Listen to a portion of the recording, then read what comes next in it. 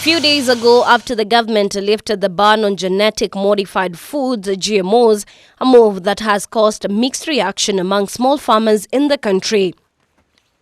According to the farmers, they condemned the move by the Ministry of Agriculture, saying that foreign genes are introduced to the organisms, therefore altering the whole process. And we are gathered hereby to condemn, with the strongest possible terms, the move by the cabinet to lift the ban on open cultivation and importation of white GMO crops. Genetic engineering takes place in the field, but it is different from what takes place in the labs, where you find that foreign genes are introduced into the organisms, therefore altering the genetic makeup of those organisms. And this has got a potential of altering the genetic makeup of species we're having in our country. And this is very dangerous for our government to adopt that. On their part, the farmers insisted that lifting the ban is not a solution to end severe hunger and drought that is being experienced in the country, but instead the government should find an amicable solution to the crisis. We also contest the argument by the Kenyan government that introduction of GMOs is going to solve the problem of hunger. Because if that was the case, why is it that countries like South Africa that has gone fully GMO are still facing hunger? So GMO is not the solution to hunger. The solution to hunger is government increasing investments in food production. FAO, of the Food and Agriculture Organization of the UN, has stated that smallholder food producers produce 70% of all the foods on the table. Yet, the smallholders don't get any support from government. It means that if government can start investing in smallholder food producers, then we are going to solve the problem of hunger. So, GMOs is not the solution to the problem of hunger. The farmers expressed their concerns, adding that the health of Kenyans will be in limbo if we still gamble with the GMO foods, adding that Roundup, like pesticides, chemical cause cancer. And all of us know that chemical pesticides like Roundup have been banned in Europe. They have been started to be causing cancer.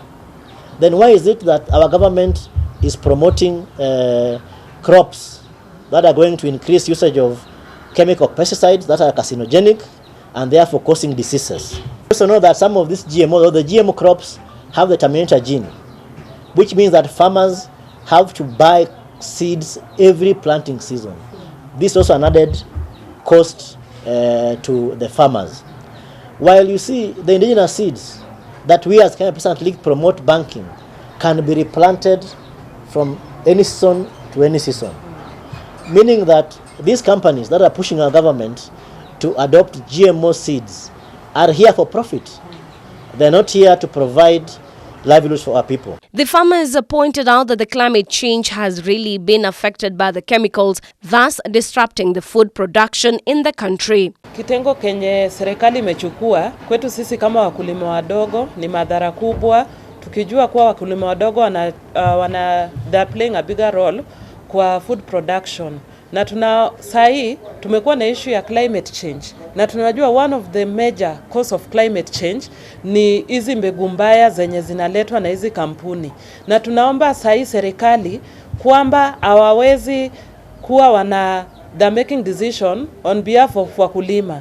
Ingekuwa mzuri sana kama wangekuwa they are involving wakulima pia kwa hizi maswala zenye wanapitisha. So kwa sisi ni kitu mbaya sana na serikali ingeenda hivyo. Juu tunajua vizuri sana hizi mbegu zinaleta maugonjwa kwa mwili. They have, however, called on the government in promoting banking of indigenous seeds that can be planted after every season and shared among farmers without altering nutritional benefits.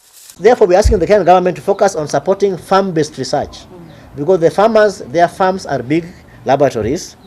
The farmers need to be supported to conduct research, to bank indigenous seeds, and the smallholder food producers and consumers also need to be supported by the Kenyan government. They need to be consulted. The government of Kenya should invest in promoting banking of indigenous seeds, in building granaries, in conducting research for our seeds and improving them, but not supporting GMOs.